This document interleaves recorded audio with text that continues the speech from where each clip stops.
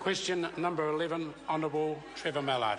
Mr Speaker, my question is to the Minister of Internal Affairs and asks, further to his answers to supplementary questions to oral question number 11 on Thursday the 30th of January relating to his responsibility for the security of information, does he believe that all his actions as a minister mean he is an appropriate person to hold the position of Minister of Internal Affairs? Honourable Peter Dunn. Yes. Supplementary question, Honourable Trevor Mallard. Did he, as part of the process of his recent reappointment as a minister, give the Prime Minister an assurance that he did not leak the draft Kitteridge report or make it available to a Fairfax reporter? Honourable Peter Dunn. Speaker, the discussions I had with the Prime Minister are between the Prime Minister and me, but I reiterate the answers that I gave to the House on the 30th of January.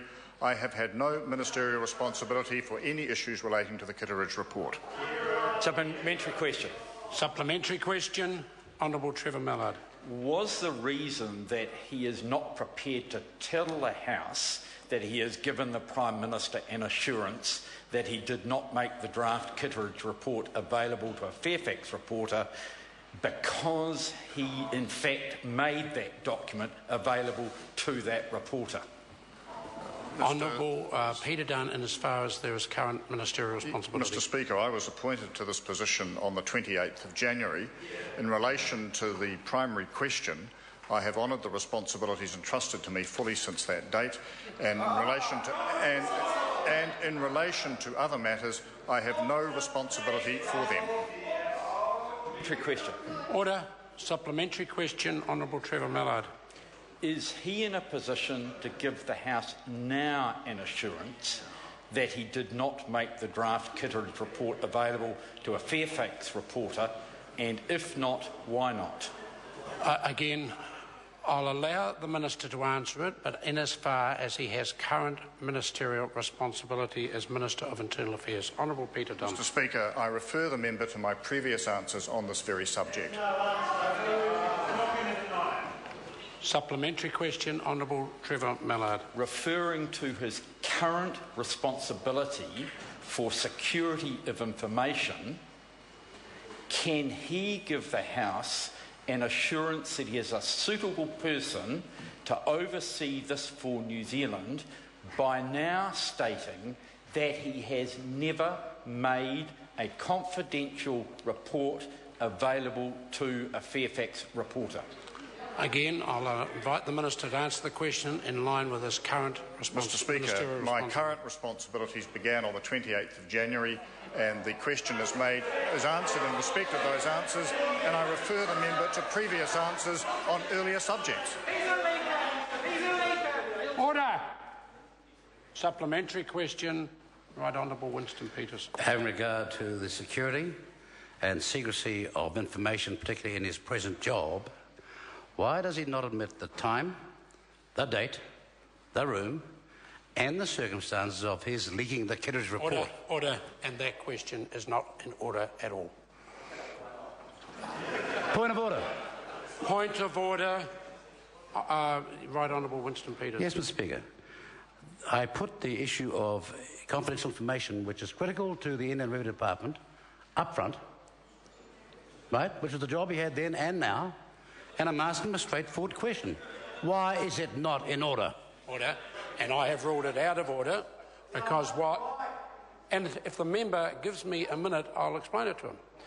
Whilst he prefaced his question by referring to the Minister's current employment, he then took back to an issue which occurred prior to Mr Dunn being appointed as Minister of Internal Affairs, and on that basis I ruled the question out of order.